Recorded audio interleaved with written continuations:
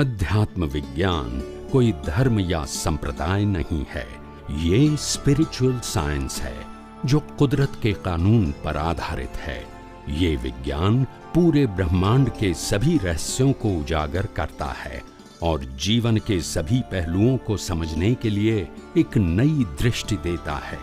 इसी को art of vision कहते हैं, दुनिया को देखने की एक नई दृष्टि, जो अध्यात्म विज्ञानी परम पूज्य स्वामी श्री कमलेशानंद जी के निर्देशन में सनातन सत्य का अनुसंधान कर हमारे जीवन को प्रकाशित करे। जय सच्चिदानंद। विज्ञान, स्पिरिचुअल सायन्स, આધ્યાત્મ વિજ્ઞાન, સનાતન સત્ય, સિદ્ધાંત સમજવા એ એટલા માટે સામાન્ય માણસોને ડિફિકલ્ટ પડી જાય છે કારણ કે અનાદિકાળથી રિલેટિવ સત્યથી જગતને જોવાની ટેવ હોય। અનાદિકાળથી, એક અવતારમાં નહીં, અનાદિકાળથી એ રિલેટિવ સત્યને સનાતન સત્ય જોવું એ તો મોટો પુરુષાર્થ છે। એટલે આ પુરુષાર્થ કરવો એ પોતાની લઈને આવેલી બુદ્ધિ સાથે ફાઇટ કરવી પડે। બુદ્ધિ કે છે આ બરાબર કે છે, જ્ઞાન કે છે આ બરાબર છે, શું થાય? બુદ્ધિ લઈને આવ્યો છે, it's a capital from previous birth. શું છે? બુદ્ધિ એ પોતાની છે અને જ્ઞાન આજે મળે છે, તો પેલું તો લઈને આવ્યો છે ને મેચ્યોરિટી હાથે લઈને આવ્યો છે। જે બી જેની બુદ્ધિ હોય, અજ્ઞાન બુદ્ધિ હોય, જ્ઞાન બુદ્ધિ હોય કે વિજ્ઞાન બુદ્ધિ હોય, જે લઈને આવ્યો છે એ તો એના કેટલા અવતારની મેચ્યોરિટીનું ફળ છે, આ કેરી ઓન। હવે એમાંથી એને વિજ્ઞાન સમજવાનું આવે તો તકલીફ તો પડે છે।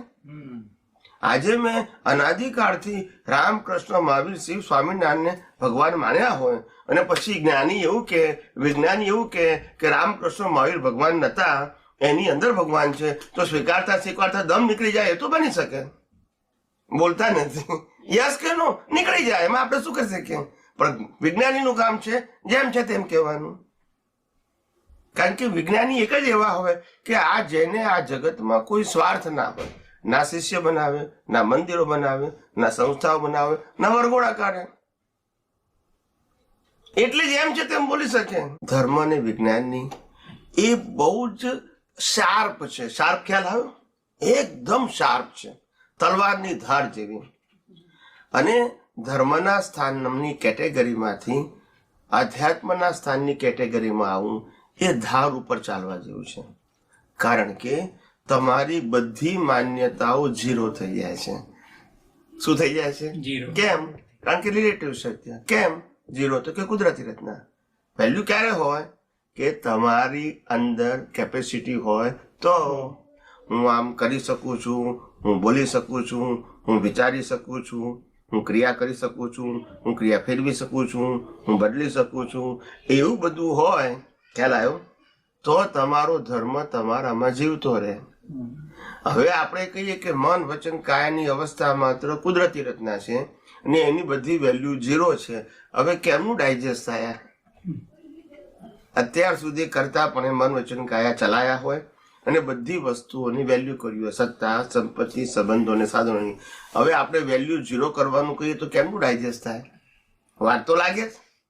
એટલે કીધું કે એક ધર્મમાંથી બીજા ધર્મમાં જવું સહેલું છે, પણ ધર્મમાંથી આધ્યાત્મમાં જવું સહેલું, આખું ગ્રેડ જ બદલાઈ જાય। એક ગુરુમાંથી બીજા ગુરુને માનવા સહેલા છે, બીજામાંથી ત્રીજામાં જવું સહેલું છે, એક ક્રિયામાંથી બીજા ક્રિયા કરવી સહેલી છે, એક મંદિરમાંથી બીજા મંદિરમાં જવું સહેલું છે, એક મંત્રમાંથી બીજો મંત્ર બોલવો સહેલો છે।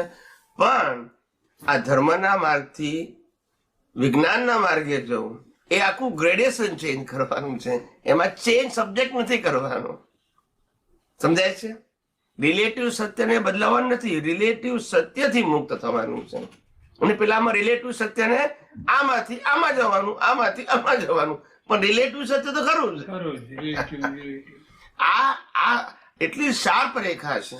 અને અમે કીધું છે કે શ્રીમદ રાજચંદ્ર, દાદા ભગવાન કે જે બંને હમણાં થઈ ગયા નજીકના સમયમાં, એ બંને પણ આવી રીતે આ વિજ્ઞાનને ખુલ્લેઆમ કહેવાના ઉદય જ નતા લાયા, એટલે ના બોલી શક્યા। ખ્યાલ આવ્યો? શ્રીમદ રાજચંદ્ર વખતે તો આજથી 100 વર્ષ પહેલા તો ઓર કટ્ટરતા હતી, એટલે ધર્મની અંદર જો વિજ્ઞાનની વાત કરે તો કોઈ એક્સેપ્ટ જ ના કરે।